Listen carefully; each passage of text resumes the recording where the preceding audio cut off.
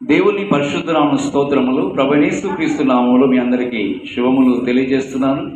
యేసయ్య ఆశీర్వాద కృపా సన్నిధిని ఈ యొక్క కార్యక్రమానికి మీరందరూ విచ్చేసినందుకై ప్రభువైన యేసుక్రీస్తు నామములో మిమ్మల్ని అందరినీ ప్రేమతో ఆహ్వానిస్తున్నాను. మీరందరూ కూడా ఈ యొక్క కార్యక్రమాన్ని చూస్తున్నారు. ప్రపంచ దేశాల్లో, మరి భారతదేశంలో, ఇతర రాష్ట్రాల్లో, అనేకమైన ప్రాంతాల్లో.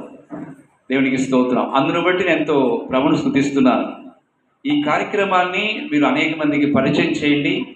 మరి ఈ లింకును అనేక మందికి షేర్ చేయండి. యూట్యూబ్ ద్వారా, ఫేస్బుక్ ద్వారా, ఇన్స్టాగ్రామ్ ద్వారా, మరి అనేక విధాలుగా మీకు ఈ యొక్క కార్యక్రమం అందించబడుతుంది. మనం అందరము కలిసి యేసుక్రీస్తు ప్రభువారు చెప్పిన ఒక అద్భుతమైన మాట ఏంటంటే, మీరు సర్వలోకములకు వెళ్ళి సర్వసృష్టికి సువార్తను ప్రకటించండి, సమస్త జనులను శిష్యులుగా చేయమని ప్రభువు చెప్పారు. కనుక మరి మీ యొక్క సెల్ ఫోన్, మీరు వాడుతున్న సెల్ ఫోన్లో అనేక మంది మరి కనెక్ట్ అయి ఉంటారు. కనుక మీ యొక్క బంధువులకి, మీ స్నేహితులకు, మరి మీకు తెలిసిన వారికి ఈ కార్యక్రమాన్ని పరిచయం చేయవలసిందిగా మిమ్మల్ని అందరినీ ప్రేమతో నేను తెలియజేస్తున్నాను. దేవునికి స్తోత్రం. మీరందరూ కూడా ఈ యొక్క పరిచర్య కొరకు మీరు ప్రార్థన చేయవలసిందిగా నేను మీకు తెలియజేస్తున్నాను. ఈ Jesus blessing grace ministries international అంటే అంతర్జాతీయంగా, మరి ఇంటర్నేషనల్గా అభివృద్ధి చెందాలనేసి మేము ఎంతో ప్రార్థన చేస్తున్నాం. మరి భారతదేశంలో ఉన్న తెలంగాణ రాష్ట్రము, భద్రాద్రి కొత్తగూడెం జిల్లా, ఇల్లందు ప్రాంతము, సియోను సంఘము నుండి మీకు ప్రభువైన యేసుక్రీస్తు నామములో మరి శుభాలు తెలియజేస్తున్నాం. మేము ప్రార్థన చేస్తున్నాం. మా సంఘ బిడ్డలు కూడా మీ కొరకు ప్రార్థన చేస్తున్నారు. దేవునికి స్తోత్రం. మీ ప్రార్థన అవసరతలు ఏదైనా ఉన్నట్లయితే దయచేసి మీరు మెసేజ్ పూర్వకంగా మీరు పంపించండి. దేవునికి స్తోత్రం. మరి ఇంపార్టెంట్ అయితే కాల్ చేయొచ్చు, మీ కొరకు ప్రార్థన చేస్తాం. దేవునికి స్తోత్రం. ప్రభునందు ప్రియమైన దేవుని పిల్లరా, ఈరోజు దేవుడు మనకిస్తున్న ఒక అద్భుతమైన మాట, మరి దేవుని యొక్క ఆశీర్వాదములు రెండవ భాగము అనేది ధ్యానిస్తున్నాం. మొదటి భాగములో మనము దేవుని ఆశీర్వాదం గురించి కొన్ని వాక్యాలు విని ఉన్నాం. అయితే ఈరోజు బ్లెస్సింగ్ ఆఫ్ గాడ్ అంటే దేవుని యొక్క ఆశీర్వాదములు మరి మనకెంతో అవసరమైనవి. దేవుని యొక్క వాక్యములో మనం గమనించినట్లయితే ఆది కాండము 15వ అధ్యాయము మొదటి 4 వచనాల్లో అక్కడ మనము గమనించినట్లయితే ఆది కాండము 15వ అధ్యాయము మొదటి 4 వచనాలు గమనించినప్పుడు, ఇవి జరిగిన తర్వాత యెహోవా వాక్యము అబ్రహామునకు దర్శనమందు వచ్చి, అబ్రామా భయపడకుము, నేను నీకు కేడము, నీ బహుమానము అత్యధికమగునని చెప్పెను. అందుకు అబ్రాము, ప్రభువైన యెహోవా నాకేమి ఇచ్చినానేమి, నేను సంతానము లేనివాడినై పోచున్నానే, దమస్కు ఎలియాజరే నా ఇంటి ఆస్తికర్త అవును కదా. మరియు అబ్రాము, ఇదిగో నీవు నాకు సంతానం ఇయ్యలేదు గనుక నా పరివారములో ఒకడు నాకు వారసుడగునని చెప్పగా, యెహోవా వాక్యము అతని యొద్దకు వచ్చి, ఇతడు నీకు వారసుడు కాడు, నీ గర్భవాసమున పుట్టబోచున్నవాడు వారసుడని చెప్పెను. దేవుడు తన వాక్యం దీవించును గాక. ప్రభునందు ప్రియమైన దేవుని బిడ్డారా, అబ్రహాముకు ఇచ్చిన ఆశీర్వాదాలు ఎంతో విలువైనవి, చాలా శ్రేష్టమైనవి. దేవునికి స్తోత్రం. మరి ఇక్కడ దేవుని యొక్క మాటలు గమనించినట్లయితే మొట్టమొదటిగా మరి ఈ ఆశీర్వాదములు మనకు కూడా చెందుతాయి. రెండవదిగా దేవుడు అబ్రహాముకు ఇచ్చిన ఆశీర్వాదములు నూతన నిబంధన సంఘమునకు దేవుడు అనుగ్రహించి ఉన్నాడు. మూడవదిగా 7-8 వచనాల్లో మనం గమనించినప్పుడు 7-8 వచనాల్లో, మరియు ఆయన నీవు ఈ దేశమును స్వతంత్రించుకున్నట్లు దాన్ని ఎక్కించుటకును కల్దీల ఊరును పట్టణములో నుండి నిన్ను యువతలకు తీసుకుని వచ్చిన యెహోవాను నేనే అని చెప్పినప్పుడు అతడు, ప్రభువైన యెహోవా నేను దీన్ని స్వతంత్రించుకునేదనని చాలండి. దేవునికి మహిమ కలుగును గాక. Praise the lord. సాత్వికులు ధన్యులు, వారు భూలోకమును స్వతంత్రించుకుంటారని దేవుని యొక్క వాక్యములో మనం గమనిస్తున్నాం. అబ్రహాము దేవుని సన్నిధిలో ఆయన భయముతో, భక్తితో, విశ్వాసంతో జీవించాడండి. ప్రతి దినము ప్రార్థనా వీరుడుగా ఉన్నాడు, విశ్వాస వీరుడుగా ఉన్నాడు. ఏ చిన్న విషయమైనా సరే దేవుని సన్నిధిలో మోకాళ్ళ మీద ఉండి దేవునికి మొరపెట్టేవాడు. అబ్రహాం అంటే మామూలు మనిషి కాదు, చాలా గొప్ప ధనవంతుడు, చాలా రిచ్ మ్యాన్ అనమాట. దేవునికి స్తోత్రం. చాలా గొప్ప ధనవంతుడు. దేవుడు ఎంతో ఆశీర్వదించాడు. దేవుని బిడ్డలారా గమనించండి, అబ్రహామునకు దేవుడిస్తున్న ఒక అద్భుతమైన వాగ్దానం ఏంటంటే, ఆయన యొక్క భక్తి జీవితాన్ని బట్టి, ఆయన విశ్వాస జీవితాన్ని బట్టి, ఆయన ప్రార్థనా జీవితాన్ని బట్టి అబ్రహాముతో దేవుడు మాట్లాడుతున్నాడు. ఒక దర్శనంలో మాట్లాడుతున్నాడు. ఏ కుటుంబం అయితే, ఏ విశ్వాస అయితే, ఏ దేవుని బిడ్డ అయితే, వారు పురుషులైనా స్త్రీలైనా, వారు యవనస్తులైనా చిన్నపిల్లలైనా, వారు నడి వయసులో ఉన్నవారైనా లేదా వృద్ధాపంలో ఉన్నవారైనా, వారు ఏ వయసుకు చెందిన వారైనా, ఏ ప్రాంతము చెందిన వారైనా సరే కనిపెట్టి ప్రార్థన చేస్తే దేవుని యొక్క బిడ్డలు దేవుడు కనెక్ట్ అయినప్పుడు దేవునికి స్తోత్రం, దేవుడు దర్శనమిస్తాడు. దేవుడు ఇవ్వవలసిన ఆశీర్వాదాలు ఇస్తాడు. దేవుడు ఇవ్వవలసిన మేలులు, ఉపకారములు, ఆయన దాచించిన మేలులు తప్పకుండా ఇస్తాడు. దేవుని ప్రేమించు వారికి, ఆయన సంకల్పము చొప్పున పిలువబడిన వారికి సమస్తమును సమకూడి జరుగుచున్నవి. దేవునికి స్తోత్రం. ఆయన సమకూర్చే దేవుడు. దేవునికి స్తోత్రం. ఏ సందర్భంలో, ఏ పరిస్థితుల్లో ఏ విధమైన ఆశీర్వాదం ఇవ్వాలో, ఏ పరిస్థితుల్లో ఏ విధమైన స్వస్థత ఇవ్వాలో, ఏ పరిస్థితుల్లో ఏ విధమైన ఒక ఫలభరితమైన జీవితం ఇవ్వాలో ఆయన సన్నిధిలో ఉన్నాయి. దేవునికి స్తోత్రం. అయితే అబ్రహాముతో దేవుడు మాట్లాడుతున్నాడు, భయపడకము, నేను నీ కేడుగా ఉన్నాను, కేడెముగా ఉన్నాను. ఎంత చక్కటి మాట, భయపడకము. అనేక సందర్భాల్లో కొంతమంది భయపడుతూ ఉంటాం. ఏదైనా మరి వ్యాధి వస్తే భయపడుతూ ఉంటారు. ఎవరైనా మరి మనల్ని ప్రేమించిన వారు మనకు దూరం అయిపోతే భయపడుతూ ఉంటారు, ఎవరు మమ్మల్ని ప్రేమిస్తారు. దేవునికి స్తోత్రం. ఏదైనా ఆర్థికమైన ఇబ్బందులు, ఫైనాన్షియల్ ప్రాబ్లమ్స్ వచ్చినప్పుడు చాలా సందర్భాల్లో మనము భయపడుతూ ఉంటాం. ఎలా ఈ కుటుంబ జీవితం గడుస్తూ ఉంటుంది, ఎలా మేము పోషించబడతాం, మరి ఈ యొక్క అవసరత ఎలా దేవుడు తీరుస్తాడు, ఏ విధంగా మేము అభివృద్ధి చెందుతాం, ఏ విధంగా మేము దీవించబడతాం అనేసి అనేక సందర్భాల్లో అనేక విధాలుగా మనం ఆలోచన చేస్తూ ఉంటాం. దేవుని బిడ్డలారా, ఈరోజు అబ్రహాముతో ఆనాడు మాట్లాడిన దేవుడు నేటి దినమున ఈరోజు మనతో మాట్లాడుచున్నాడు. నా కుమారుడా, నా కుమార్తె, నీవు భయపడవద్దు, నేను నీకు తోడుగా ఉన్నాను. దేవునికి స్తోత్రం. నేను నీకు కేడెముగా ఉంటానంటే నేను నీకు కాపుదలుగా ఉంటాను. నీవు ఏ పరిస్థితుల్లో కూడా, ఏ సందర్భంలో కూడా, ఏ విషయం గురించి నీవు చింతించొద్దు, నీవు బాధపడొద్దు. నీవు నీ యొక్క కన్నీటి ప్రార్థన నేను వింటున్నాను. నీ యొక్క సమస్య ఏదైతే నీ కుటుంబంలో, ఆ సమస్యను బట్టి, ఆ శోధనను బట్టి, ఆ యొక్క పరిస్థితిని బట్టి నువ్వు కృంగిపోతున్నావు, అయితే నేను నీకు తోడుగా ఉన్నాను. అబ్రహాముతో మాట్లాడిన దేవుడు ఈరోజు దేవుడు మనతో మాట్లాడుతున్నాడు. హల్లెలూయా. విశ్వసించిన వారందరూ చేతులెత్తి దేవునికి స్తుతి యాగం చెల్లించండి. హల్లెలూయా. అబ్రహామును ప్రేమించిన దేవుడు నిన్ను, నన్ను, మనందరినీ కూడా ఆయన మనల్ని ప్రేమిస్తున్నాడు. దేవునికి స్తోత్రం. ఆయన ప్రేమలో మార్పు లేదు, ఆయన కనికరములో మార్పు లేదు, ఆయన ఇచ్చే క్షమాపణలో మార్పు లేదు, ఆయన ఇచ్చే ఆశీర్వాదంలో మార్పు లేదు. ఆయన ప్రేమ కనికరమ కలిగింది. ఆయన కృప మన జీవితాలకు ఎంతో శాంతిని, సమాధానాన్ని, ఆరోగ్యాన్ని, ఆదరణను ఇస్తుంది.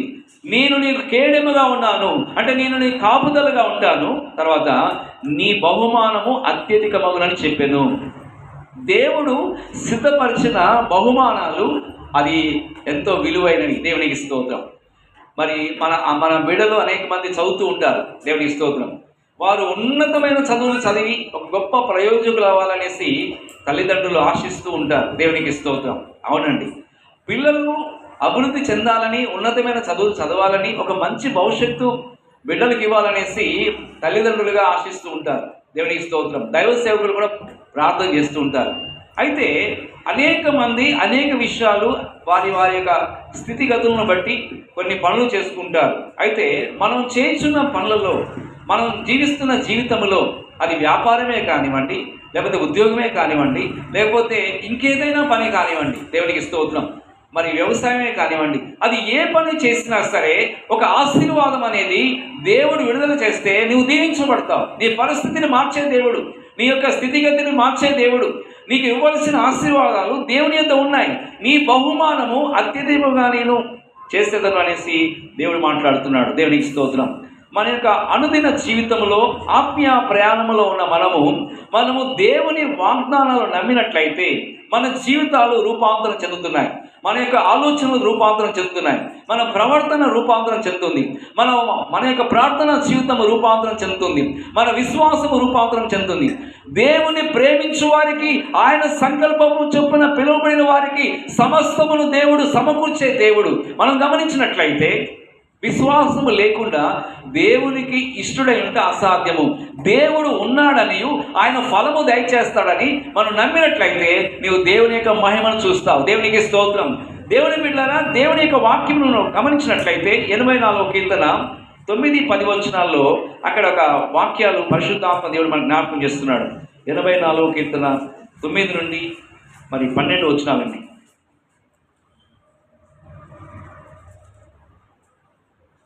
84వ కీర్తన. మా కేడమా, నీవు అభిషేకించిన వాని ముఖమును లక్షింపుము. నీ ఆవరణములో ఒక దినము గడుపుట 1000 దినముల కంటే శ్రేష్టము. భక్తిహీనుల గుడారములలో నివసించుట కంటే నా దేవుని మందిర ద్వారమునొద్ద నుండుట నాకిష్టము. దేవుడు అయిన యెహోవా సూర్యుడును కేడెన్నై ఉన్నాడు. యెహోవా కృపయు ఘనతయు అనుగ్రహించును. యథార్థముగా ప్రవర్తించు వారికి ఆయన ఏ మేలు చేయక మానడు. సైన్యములకు అధిపతి యెహోవా నీ యందు నమ్మిక ఇంచువారు ధన్యులు. హల్లెలూయా. ఎవరు ధన్యులండి ఈ లోకంలో? ఆత్మీయ జీవితంలో ఆత్మ విషయమై దీనులైన వారు ధన్యులు, పరలోక రాజ్యము వారిదని ప్రభువైన యేసుక్రీస్తు వారు సెలవిచ్చి ఉన్నారు. దుఃఖపడు వారు ధన్యులు, వారు ఓదార్చబడతారు. సాత్వికులు ధన్యులు, వారు భూలోకమును స్వతంత్రించుకుంటారు. హృదయ శుద్ధి గల వారు ధన్యులు, వారు దేవుని చూస్తారు. దేవునికి స్తోత్రం. నీతి నిమిత్తము హింసింపబడు వారు ధన్యులు, పరలోక రాజ్యం వారిది. దేవుని మాటలు గమనించినట్లయితే ఇక్కడ దేవుడు కేడముగా ఉన్నప్పుడు, అంటే కేడం అంటే ఏంటంటే కాపుదల అని అర్థం. దేవునికి స్తోత్రం. మన కుటుంబాలకు, మన సంఘాలకు దేవునికి స్తోత్రం. మన మనకు ఏంటంటే దేవుని కాపుదల ఎంతో అవసరం ఈ ప్రస్తుత దినాల్లో. దేవునికి స్తోత్రం. అయితే ఆయన మన మీద దృష్టి ఉంచినట్లయితే, ఆయన కనుదృష్టి మన పైన ఉన్నట్లయితే, ఆయన యొక్క హస్తం మన పైన ఉన్నట్లయితే మనము దీవించబడతాం, ఆశీర్వించబడతాం. అందుకే మన అనుదిన ప్రార్థనలో దేవా మీ కనుదృష్టి మా పైన ఉండాలి, మీ హస్తం మాకు తోడుగా ఉండాలి. దేవునికి స్తోత్రం. ఆ విధముగా మనం ప్రార్థిస్తాం. దేవునికి స్తోత్రం. నీవు అభిషేకించిన వారి ముఖమును లక్షింపుము. దేవుని అభిషేకం అనేది చాలా విలువైనది. ఈ యొక్క అంత్య దినాల్లో దేవుని సంగమా, దేవుని బిడ్డలారా, అభిషేకము కొరకు మనం మోకాల మీద ఉండి ప్రార్థన చేసినప్పుడు దేవుని యొక్క అభిషేకము దిగి వస్తుంది. ప్రభువైన యేసుక్రీస్తు వారు ఆయన శిలువపై మరణించి తిరిగి లేచిన తర్వాత, ఆయన పునరుద్ధరణ తిరిగి లేచిన తర్వాత ప్రభు చెప్పిన మాట ఏంటంటే, మీరు కనిపెట్టి ప్రార్థన చేయండి అని చెప్పాడు. అనేక మంది పురుషులు స్త్రీలకు చెప్పిన మాట ఏంటంటే, మీరు కనిపెట్టి ప్రార్థన చేయండి, పైనుండి శక్తి పొందు వరకు. దేవునికి స్తోత్రం. అపొస్తలుల కార్యములు 1వ అధ్యాయము 8వ వచనమును గమనించినప్పుడు, ఆయనను పరిశుద్ధాత్మ శక్తి మీ మీదికి వచ్చినప్పుడు మీరు శక్తి నొందెదరు. యూదయ, సమరయ, యెరూషలేము అంతటా కూడా నా కొరకు సాక్షులుగా ఉంటారు. దేవునికి స్తోత్రం. అవును పిల్లలు, దేవుని పిల్లల గమనించండి. మనమందరము దేవుని కొరకు ఈ లోకములో ఒక సాక్షులుగా ఉన్నామంటే ఒక దేవుని యొక్క శక్తి మనకు అవసరం, దేవుని యొక్క ఆత్మ నడిపింపు అనేది అవసరం, దేవుని యొక్క బలం అనేది అవసరం, దేవుని యొక్క అభిషేకం అనేది అవసరం. దేవుని యొక్క అభిషేకము ఎవరైతే కలిగి ఉంటారో వారి యొక్క విధానము దేవునికి స్తోత్రం, వారి యొక్క విశ్వాస జీవితము, సాక్ష్య జీవితము, ప్రార్థన జీవితము ఎంతో ఆశీర్వాదకరంగా ఉంటుంది. అంటే సంఘానికి, సమాజానికి, కుటుంబానికి, ఈ లోకానికే ఒక ఆశీర్వాదకరంగా ఉంటుంది. కనుక ఇక్కడ వాక్యంలో మనం గమనించినప్పుడు, నీ ఆవరణలో ఒక దినము గడుపుట 1000 దినముల కంటే శ్రేష్టం. ఒక్క దినం అంట దేవుని సన్నిధిలో గడపడం అనేది దేవునికి స్తోత్రం, అదెంతో ఆశీర్వాదకరమైన విషయం. ఒక దినం అంటే ఎంత అండి? ఒక పగలు, ఒక రాత్రి, మొత్తం ఎంత? 24 గంటలు. ప్రభు చిత్తం అయితే అక్కడ ఆ స్థలములో రాబోయే దినాల్లో 24 గంటలు ప్రార్థన పెట్టాలనేసి ఒక ఆలోచన ఉంది. ప్రపంచ చరిత్రలో ఇంతవరకు 24 గంటలు మీటింగ్ పెట్టినట్టుగా, కంటిన్యూగా మీటింగ్ పెట్టినట్టుగా నేను వినలేదు. మామూలుగా కొంతమంది ఒక సభలు పెడుతూ ఉంటారు, సువార్త సభలు పెడుతూ ఉంటారు. 24 గంటలు దేవునికి స్తోత్రం. ఒక పగలు రాత్రి ప్రభు చిత్తమైతే దేవుడు నిర్ణయించిన ఆ సమయంలో మనము అక్కడ దేవుడు మనకిచ్చిన విశాలమైన ప్లేస్లో 24 గంటలు మరి ప్రార్థన చేయడానికి మనం సిద్ధపడదాం. దేవునికి స్తోత్రం. ఆరాధించడానికి సిద్ధపడదాం. దేవుని వాక్యం చెప్తుందంటే, భక్తిహీన గుడారంలో నివసించడం కంటే, భక్తిహీన గుడారాలు ఈ లోకంలో ఎన్నో ఉన్నాయి. మరి అనేక మంది మరి భక్తిహీనులుగా జీవిస్తున్నారు. దేవుని భయం లేకుండా, భక్తి లేకుండా, ఆరాధన రాకుండా, స్తుతించకుండా, ప్రార్థన చేయకుండా, దేవుని మహిమపరచకుండా వారి ఇష్టానుసారముగా జీవిస్తున్నారు. అయితే వారికి ఒక తీర్పు అనేది ఉంటుంది. అయితే వారి కోసం మనం ప్రార్థన చేయాలి. దేవుని వాక్యములో మనం గమనించినప్పుడు, నా దేవుని మందిర ద్వారమునొద్ద నుండుట నాకు ఇష్టము. దేవుని సన్నిధిలో ఆయన కృప సన్నిధి నింపబడుతుంది. ఆయన ఇచ్చే కృపావరాలు, ఆయన ఇచ్చే ఆత్మీయ ఫలములు, ఆయన ఇచ్చే ప్రభావం, ఆయన ఇచ్చే ఐశ్వర్యం, ఆయన ఇచ్చే ఘనత, మరి అనేకమైన మేలులు దేవుని సన్నిధిలో కనిపెట్టి ప్రార్థన చేసే వారికి దొరుకుతుందండి. దేవునికి స్తోత్రం. కాబట్టి దేవుని యొక్క వాక్యములో మనం గమనించినప్పుడు, నా దేవుని మందిర ద్వారమునొద్ద నుండుట నాకు ఇష్టము. దేవునికి ఆయనకి ఇష్టమైన మనుషులకి ఏంటంటే భూమి మీద సమాధానం. దేవునికి స్తోత్రం.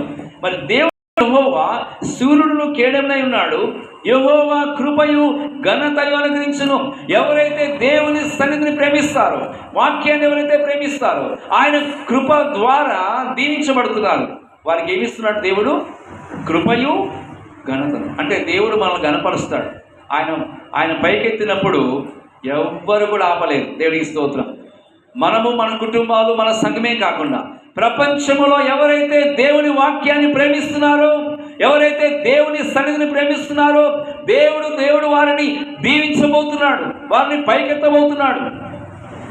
యథార్థముగా ప్రవర్తించు వారికి ఆయన ఏ మేలును చేయక మానడు. హల్లెలూయా. దేవునికి స్తోత్రం. ఆత్మతో సత్యముతో ఆరాధన చేయించున్నప్పుడు దేవుని యొక్క కృప, ఆయన సన్నిధి మనతో ఉంటుంది. దేవుని బిడ్డలారా, కనుక దేవుని యొక్క వాక్యములో మనం చూసినప్పుడు ఆయన యందు నమ్మిక ఉంచు వారికి ఆయన సిద్ధపరిచిన మేలులు ఎంతో విలువైనవి, ఎంతో ఆశీర్వాదకరమైనవి. కనుక దేవుని వాక్యములో మనం గమనించినప్పుడు మరి కీర్తన 16వ కీర్తన 5వ వచనం చదువుకుందామండి. 16వ కీర్తన 5వ వచనములో దేవుని యొక్క ఆశీర్వాదముల గురించి పరిశుద్ధాత్మ దేవుడు మనం జ్ఞాపకం చేస్తున్నాడు. ఈ దిన యెహోవా నా స్వాస్థ్య భాగము, నా పానీయ భాగము, నీవే నా భాగమును కాపాడుచున్నావు. హల్లెలూయా. దేవునికి స్తోత్రం. దావీదు తన యొక్క అనుభవంలో ఎన్నో విషయాలు తెలియజేస్తున్నాడు. దావీదు చాలా ప్రార్థనా పరుడు, చాలా చక్కటి గాయకుడు అండి. సంగీతం అంటే మరి దావీదు గారికి చాలా ఇష్టం. ఆయన గొర్రెలను మేపుతూ ఉన్నప్పుడు అరణ్య ప్రాంతంలో దేవునికి స్తోత్రం మరి ఆయన పాటలు పాడుతూ ఆరాధన చేస్తూ దేవుని స్తుతిస్తూ ఉన్నాడు. దేవునికి స్తోత్రం. కనుక ఆరాధన చేస్తూ దేవుని స్తుతిస్తూ ఉన్నప్పుడు అయితే దేవుని సన్నిధిలో పరవశించేవాడు. ఎక్కడైతే ఆరాధన ఉంటుందో, ఎక్కడైతే పాటలు ఉంటాయో, ఎక్కడైతే దేవునితో కనెక్ట్ అయి ఉంటారో, దేవుని పరిశుద్ధాత్మ నడిపింపులో ఎవరైతే జీవిస్తారో, అట్టి కుటుంబాల మధ్యలో, అట్టి జీవితాల మధ్యలో దేవుని సన్నిధి దిగి వస్తుంది. అయితే దావీదు తన జీవితంలో మరి అడవి ప్రాంతాల్లో, అరణ్య ప్రాంతాల్లో ఆ యొక్క గొర్రెలు మేపుకుంటూ వెళ్తున్నప్పుడు ఒకసారి ఏం జరిగిందంటే, ఒక ఎలుగుబంటి వచ్చింది. ఆ యొక్క ఎలుగుబంటిని జయించాడు. దేవునికి స్తోత్రం. ఎలుగుబంటిని చంపడానికి అంత శక్తిని ఇచ్చాడు దేవుడు. ఒకసారి మరి ఆ యొక్క సింహము వచ్చినప్పుడు ఆ గొర్రె పిల్లను ఆ సింహము ఆ యొక్క నోట్లో ఉన్నప్పుడు దేవుని స్తోత్రం, దేవుని శక్తి ద్వారా ఆ గొర్రె పిల్లను రక్షించాడు, సింహాన్ని చీల్చివేశాడు. హల్లెలూయా. దేవుని బిడ్డలారా గమనించండి, ఎవరైతే దేవుని శక్తిని కలిగి ఉంటారో, దేవుని ఆత్మను కలిగి ఉంటారో, దేవుని కాపుదల దేవుడు వారికి అనుగ్రహిస్తున్నాడు. దేవునికి స్తోత్రం. ఇక్కడ దేవుని యొక్క మాటలు గమనించినట్లయితే పరిశుద్ధ ఆత్మ దేవుడు మాట్లాడుతున్నాడు. యెహోవా అంటే ఎవరండి? ఉన్నవాడు, జీవగల దేవుడు, మన పరలోకపు తండ్రి. సర్వలోకము ఆయన మహిమతో నిండి ఉన్నది. హల్లెలూయా. దేవునికి స్తోత్రం. నా స్వాస్థ్య భాగము, నా పానీయ భాగము నీవే. నా భాగమును కాపాడుచున్నావు. ఆయన కాపుదల్లో ఉండే కుటుంబాలు, ఆయన సంరక్షణలో ఉండే దేవుని యొక్క బిడ్డలు దీవించబడుతున్నారు, ఆశీర్వదించబడుతున్నారు. దేవుని బిడ్డలారా, మనకు దేవుడు సిద్ధపరిచిన మేలులు ఎంతో ఉన్నతమైనవి. మనము ఆశీర్వాదం కొరకు మనము వెంటాడుచున్నప్పుడు ఆ ఆశీర్వాదాన్ని మనం పొందగలుగుతామండి. దేవునికి స్తోత్రం. కనుక మనకు దేవుడు సిద్ధపరిచిన ఆశీర్వాదాలు ఎన్నో ఉన్నాయి. అయితే స్వస్థత కోసం కొంతమంది వెంటాడుతూ ఉంటారు, అనేకమైన మేలులు పొందాలని దేవుని యొక్క సన్నిధిలో వెతుకుతూ ఉంటారు. అపోస్తలుడైన పౌలు గారు ఒక అద్భుతమైన మాట చెప్పి ఉన్నారు. దేవునికి స్తోత్రం. నన్ను బలపరచు అని అందే నేను సమస్తమును చేయగలను. దేవునికి స్తోత్రం. ఇక్కడ తిమోతికి రాసిన పత్రికలో మనం గమనించినట్లయితే ఇక్కడ సంతుష్టి సహితమైన దైవభక్తి గొప్ప లాభసాధనమైనది. మనం ఈ లోకములోనికి ఏమీ తీసుకుని రాలేదు, మనం ఏమి కూడా తీసుకుని వెళ్ళలేము. దేవుని మాటలు గమనించినట్లయితే ఇక్కడ పరిశుద్ధ ఆత్మదేవుడు కొన్ని విషయాలు మనకు జ్ఞాపకం చేస్తున్నాడు. దేవుని స్తోత్రం. మన అనుదిన జీవితంలో ఆత్మీయ ప్రయాణంలో ఉన్న మనము మరి ఈ లోక సంబంధమైన కార్యకలాపాల్లో ఉండకుండా దేవునితో మనము సంబంధం కలిగి ఉన్నప్పుడు, ఆయన వాక్యాన్ని మనం ప్రేమించినప్పుడు, ఆయన సన్నిధిని మనం ప్రేమించినప్పుడు, నిత్యత్వము కొరకు మనం సిద్ధపడుచున్నప్పుడు దేవునికి స్తోత్రం, నిశ్చయముగా దేవుడు మరి ఆయన అద్భుతమైన బహుమానాలు దేవుడు మనకు అనుగ్రహిస్తున్నాడు. దేవునికి స్తోత్రం. కనుక దేవుని వాక్యములో మనం ఇక్కడ గమనించినప్పుడు ఆదికాండము 15:4 ఇక్కడ అబ్రహాము తనకు ఉన్న వాటికి వారసులు కావాలని కోరుకుంటున్నాడు. ఏంటండి? అయితే ఆ సందర్భంలో ఇక్కడ ఆత్మీయంగా కొన్ని విషయాలు దేవుడు బయలుపరుస్తున్నాడు. దేవుని స్తోత్రం. గమనించండి, అబ్రహాము తన జీవితంలో అనేక సలహాలు కలవాడై ఉన్నాడు. ఎవరు తనకు వారసుడు అనేక సలహాలు కలవాడై ఉన్నాడు. దేవునికి స్తోత్రం. అయితే ఆస్తి ఉంది, ధనం ఉంది, ఐశ్వర్యం ఉంది, కానీ వారసుడు లేక బాధపడుతున్నాడు.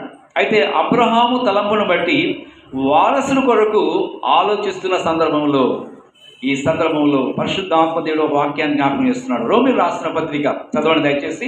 8వ అధ్యాయం 17వ వచనం చదువుకుందాం. రోమీయులు రాసిన పత్రిక 8వ అధ్యాయం 17వ వచనం.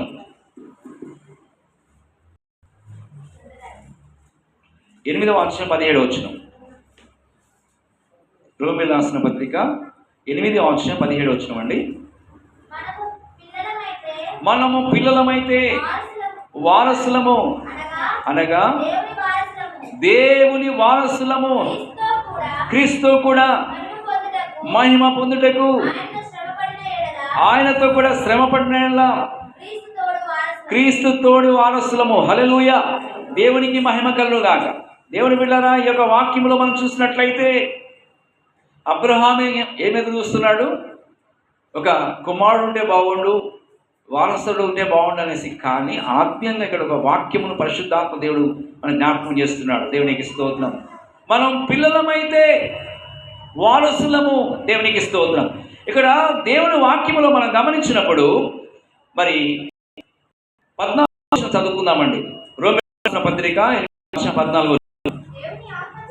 దేవుని ఆత్మ చేత ఎందరూ నడిపించబడుదురో వారందరూ దేవుని కుమారులైందరు. హల్లెలూయా.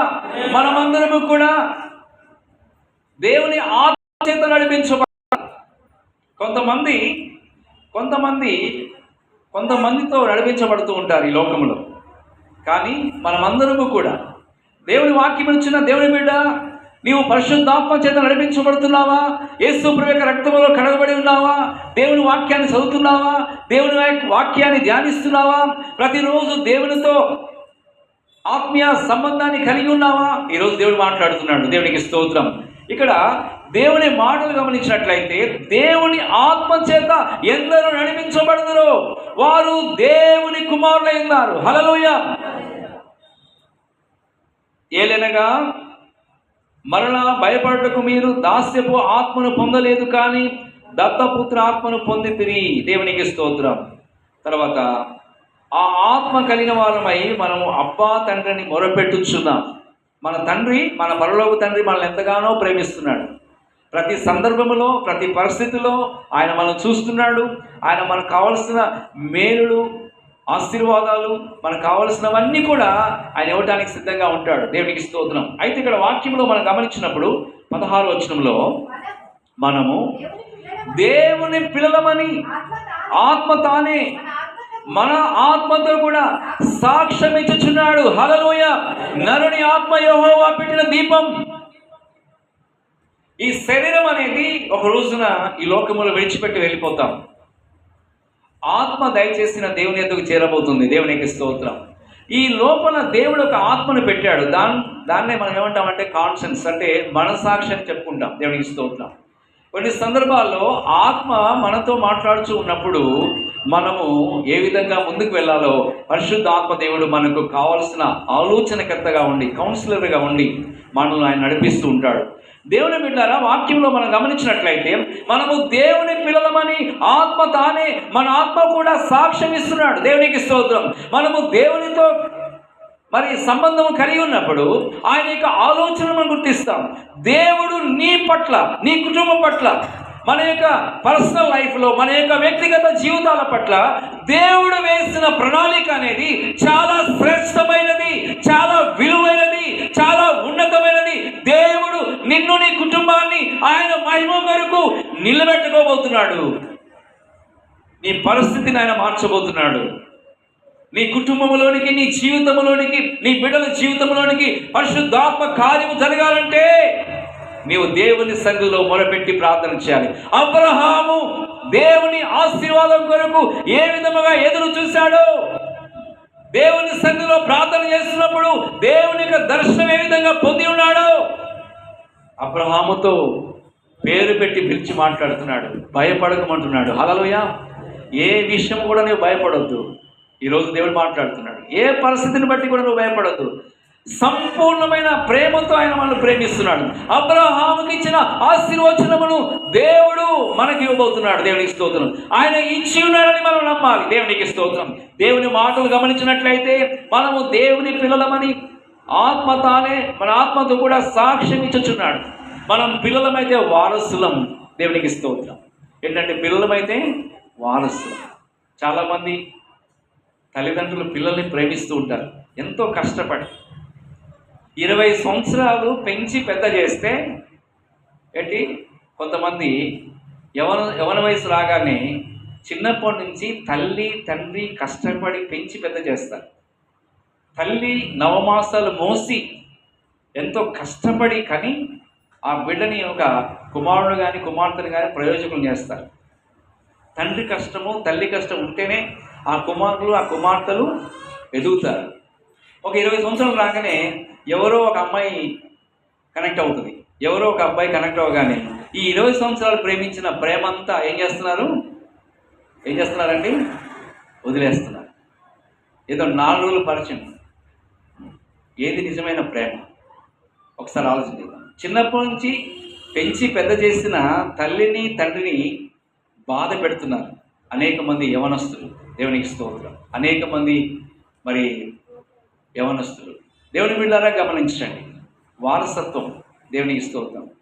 ఏ కుటుంబంలో అయితే దేవుని సన్నిధి ఉంటుందో కొంతమంది కుమార్తెలు తల్లిదండ్రులను ఏడిపిస్తున్నారు. కొంతమంది కుమారులు తల్లిదండ్రులు ఏం చేస్తున్నారు? బాధ పెడుతున్నారు. నిన్నగాక మొన్న పరిచయమైన అమ్మాయిని, నిన్నగాక మొన్న పరిచయమైన అబ్బాయిని ప్రేమించేసి అవసరమైతే తల్లిదండ్రులను విడిచిపెట్టేసేసి వాళ్ళ ఇష్టానుసారంగా బ్రతుకుతున్నారు. అది ప్రేమ కాదు. దేవునికి స్తోత్రం. కానీ కష్టం వచ్చినప్పుడు, బాధ వచ్చినప్పుడు, శ్రమ వచ్చినప్పుడు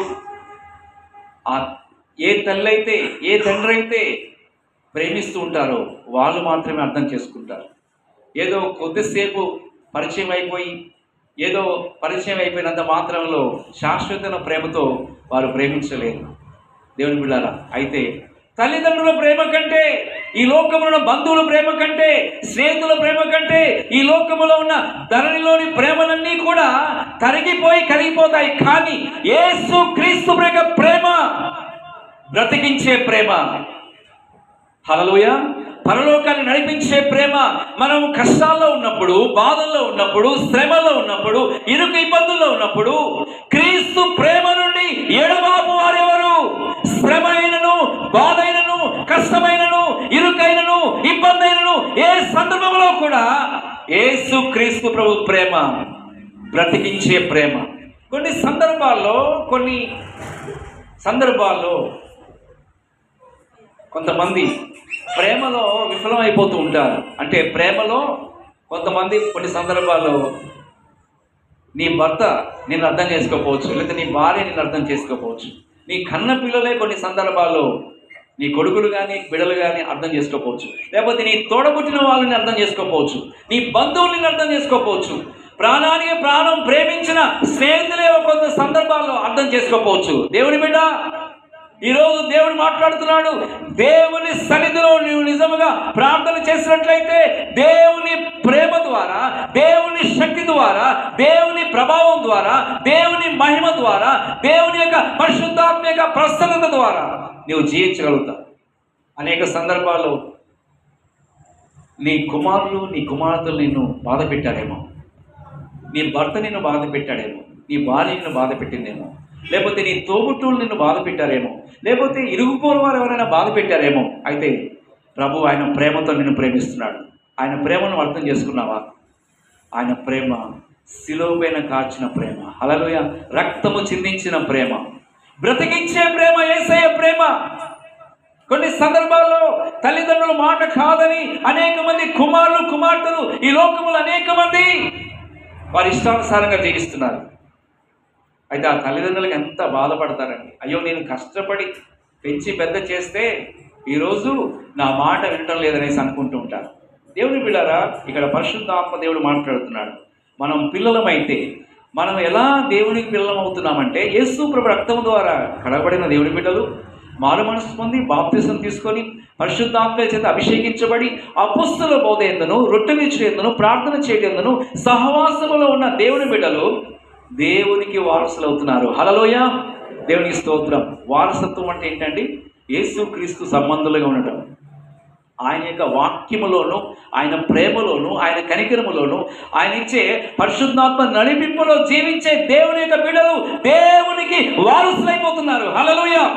క్రీస్తు కూడా మహిమ పొందుటకు ఆయనతో కూడా శ్రమ పడినట్లయితే క్రీస్తు కూడా వారసులం. అంటే దేవునికి వారసులుగా ఉండటం అనేది అది గొప్ప ఆశీర్వాదకరమైన విషయం. ముగింపులోకి వస్తున్నాం కనుక మన యొక్క అనుదిన జీవితంలో ఆత్మీయ ప్రయాణంలో ఉన్న మనము యేసు క్రీస్తు ప్రభు అనే కుటుంబములో, పరలోక కుటుంబంలో జన్మించడం అనేది చాలా విలువైన విషయం. దేవుని సంఘములో చేర్చబడడం అనేది చాలా విలువైన విషయం. నమ్మి బాప్తిసం పొందిన వారు రక్షణ పొందుతారు, నమ్మని వారికి శిక్ష అనే వాక్యం సెలవిస్తుంది. కనుక మీరు మారు మనసు పొంది ప్రతి వాడును యేసు క్రీస్తు యొక్క నామములో బాప్తిసం పొందండి, అప్పుడు మీరు పరిశుద్ధాత్మ అనే వరమును పొందుతారని వాక్యం సెలవిస్తుంది. కనుక మన యొక్క అనుదిన జీవితంలో అబ్రహాము వలె మనం ఆలోచన చేయకుండా దేవునికి స్తోత్రం, మన యొక్క జీవితానికి, మన యొక్క ఆత్మీయ జీవితానికి పరిశుద్ధాత్మ నడిపింపునకు దేవునికి వారసులుగా ఉన్నట్లయితే దేవుడు నిశ్చయముగా ఆయన కృప చేత దేవుడు మనల్ని నడిపిస్తున్నాడు. ముగింపులో ఒక వాక్యం చదువుకొని ముగించుకుందాం. మీరు గమనించినట్లయితే రోమీయులకు రాసిన పత్రిక దయచేసి గమనించండి, 8వ అధ్యాయము 34 నుండి 36 వరకు చదువుకుందాం. దేవునికి స్తోత్రం. శిక్ష విధించువాడెవడు? చనిపోయిన క్రీస్తు యేసే. అంతేకాదు మృతులలో నుండి లేచిన వాడును, దేవుని కుడిపార్శ్వమున ఉన్నవాడును, మన కొరకు విజ్ఞాపనము కూడా చేయువాడును ఆయనే. క్రీస్తు ప్రేమ నుండి మనలను ఎడబాపు వారెవరు? శ్రమైనను, బాధైనను, హింసైనను, కరువైనను, వస్త్రహీనతైనను, ఉపద్రవమైనను, ఖడ్గమైనను మనను ఎడబాపున. చాలండి, దేవునికి మహిమ కలుగును గాక. 36 వచనం చదువుకొని ముగించుకుందాం. ఇందును గూర్చి రాయబడినదేమనగా, నిన్ను బట్టి దినమెల్లా మేము వధింపబడిన వారము, వధకు సిద్ధమైన గొర్రెలమని ఎంచబడిన వారము. హల్లెలూయా, దేవునికి స్తోత్రం. మన నిమిత్తం యేసు క్రీస్తు ప్రభువారు ఆయన శిలువపై మరణించి తిరిగి లేచి ఆయన పునరుద్ధానమును జీవమునని ప్రభు చెప్పి ఉన్నారు. దేవునికి స్తోత్రం. యేసు క్రీస్తు ప్రభువారు ఆయన 7 కార్యాలు ప్రభు చేయించాడు. మనం గమనించినట్లయితే ప్రకటన గ్రంథము మరి 3వ అధ్యాయము చివరి వచనములో, 3వ చివరి వచనములో నేను జయించి, 3వ అధ్యాయం చివరి వచనం,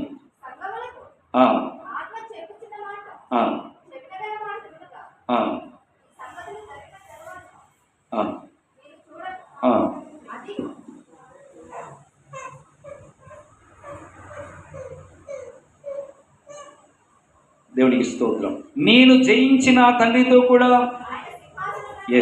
ఆయన సింహాసనందు కూర్చున్న ప్రకారము జయించిన వారిని నాతో కూడా నా సింహాసనందు కూర్చునిచ్చేదను. సంగములతో ఆత్మ చెప్పుచున్న మాట చెవి గలవాడు వినుగాక. హల్లెలూయా. ప్రభువైన యేసు క్రీస్తు వారి లోకాన్ని జయించారు, పాపమును జయించారు, వ్యాధిని జయించారు, ప్రకృతిని జయించారు, జయించారు, మరణమును పాతాళమును జయించిన జయుడైన యేసు క్రీస్తు ప్రభువారు ఆయన మనతో ఉన్నాడు. హల్లెలూయా.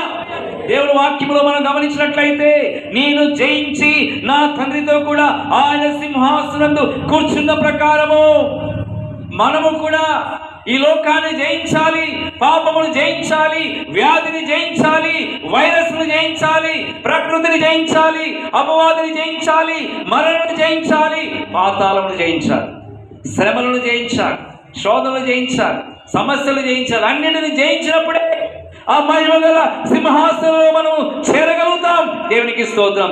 యేసు క్రీస్తు ప్రభువారు ఏ విధముగా ఆయన జయించాడో ఆయన బిడ్డలమైన మనము ఆయన వారసత్వముగా పిలువబడుచున్న మనలో ప్రవహిస్తున్న ఆ పరిశుద్ధ రక్తము, మనలో ప్రవహిస్తున్న ఆ నిబంధన శక్తి, ఆ నిబంధన రక్తము ద్వారా మనము లోకాన్ని జయించగలుగుతాం.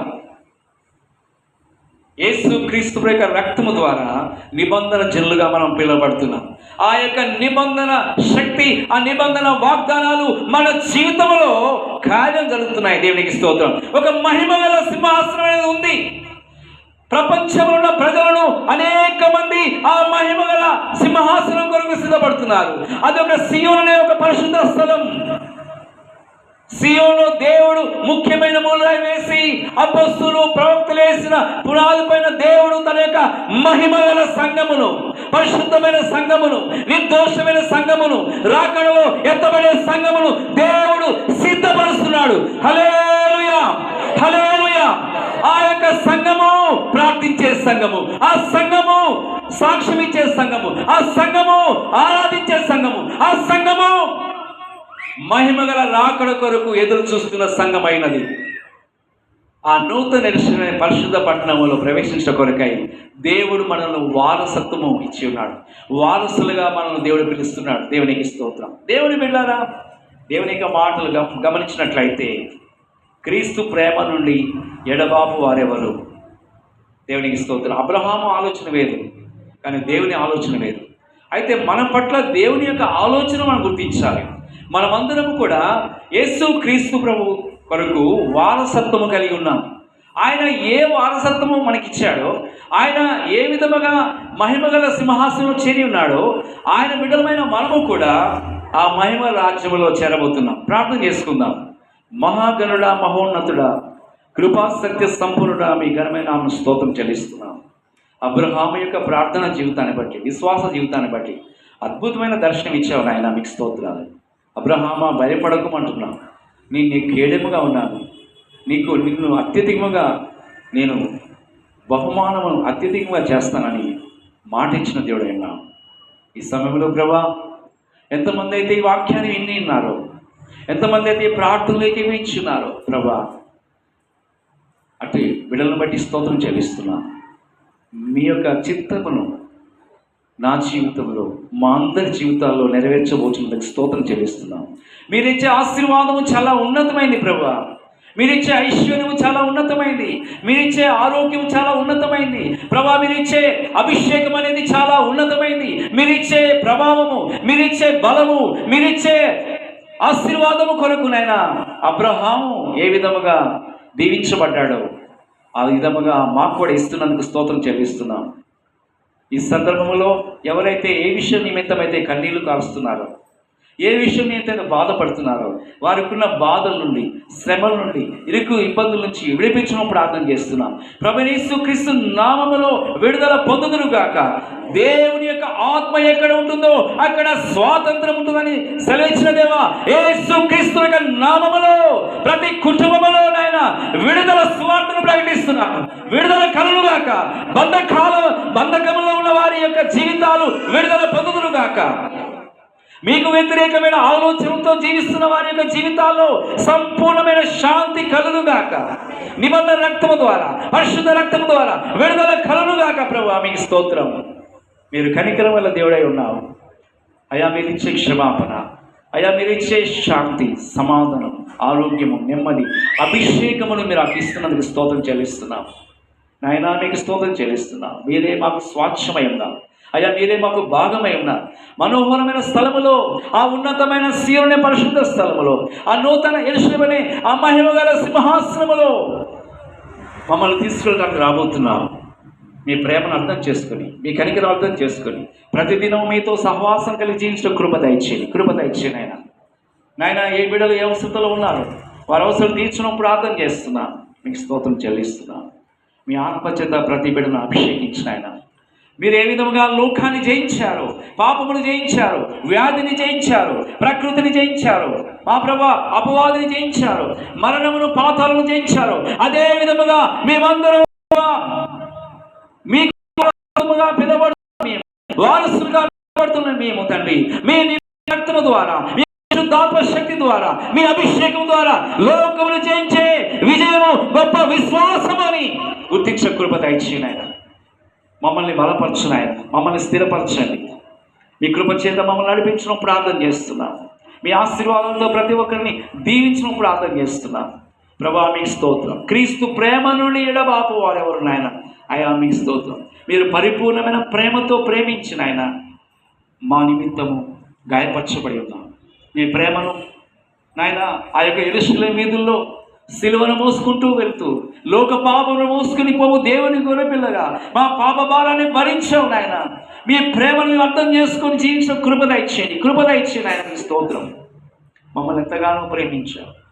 ఈ లోకంలో ఉన్న ధరణిలోని ప్రేమలన్నీ కరిగిపోతాయి. కానీ అనేక సందర్భాల్లో అవును మా కుటుంబ సభ్యులు కానీ, మా బంధువులు కానీ, మా స్నేహితులు కానీ, ఇరుగుపొరు వారు కానీ, ఈ లోకంలో ఉన్న అనేక మంది అర్థం చేసుకోవచ్చు. కానీ పరిపూర్ణముగా మీరు అర్థం చేసుకునేది మీరు మాత్రమే మా తండ్రి. మా పరిస్థితిని అర్థం చేసుకొని మాకు కావలసిన శాంతిని, సమాధానమును, ఆరోగ్యమును, నెమ్మదిని, ఐశ్వర్యాన్ని, ఆశీర్వాదం ఇస్తున్నందుకు స్తోత్రం చెల్లిస్తున్నాం. మా ప్రభా, ఎవరైతే వారసత్వం కలిగి లేరో ప్రభా, రక్షణ ఎవరైతే పొందలేకపోయారో వారు పొందుట కృప దయచేయండి. మీ పరిశుద్ధ రక్తము ద్వారా పరిశుద్ధపరచడం ప్రార్థన చేస్తున్నాం. మీ పరిశుద్ధాత్మ కార్యమును ప్రతి ఒక్కరి జీవితంలో జరిగించడం ప్రార్థన చేస్తున్నాం. మీ మహిమల రాజ్యం గురించి మమ్మల్ని అందరినీ సిద్ధపరచుకుని ఆయన మా యొక్క ఆత్మను రూపాంతరపరచండి. మా హృదయాలు రూపాంతరపరచడం ప్రార్థన చేస్తున్నాం. మహిమ నుండి అధిక మహిమలోనికి, కృప నుండి అధికమైన కృపలోనికి మమ్మల్ని నడిపించిన ఆయన. ప్రతి కుటుంబాన్ని నడిపించండి. ప్రతి బిడ్డను మీరు నడిపించడం ప్రార్థన చేస్తున్నాం. మీకే స్తుతి, ఘనత, మహిమ, ప్రభావం చెల్లిస్తూ యేసు ప్రభు నామములో స్తుతించి వేడుకొంచున్నాం తండ్రి. ఆమేన్. God bless you. దేవుడు మిమ్మల్ని, మీ కుటుంబాలను బహుగా దేవుడు దీవించును గాక. షాలోమ్. మీకు సమాధానం కలుగును గాక. Thank you.